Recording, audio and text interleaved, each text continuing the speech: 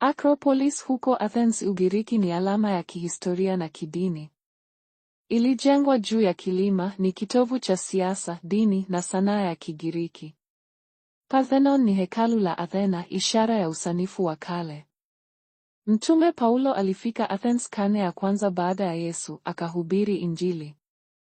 Aliona mji umejaa sanamu, akasema, wanaume wa Athens, ninaona kuwa mkiwa mna heshima kubwa kwa Mungu. Matendo sura ya 17 aya ya 22 hadi aya ya 24. Alihubiri Areopagus, karibu na Acropolis. Acropolis ilikuwa kitovu cha kidini na kisiasa. Arkeolojia inaonyesha mabaki ya maboma na mahekalu. Paulo alitumia alama hizi kufundisha Injili, akionyesha imani ya kweli ni zaidi ya sanamu. Safari ya Paulo inautambulisha Acropolis kama sehemu ya historia ya Biblia ambapo Injili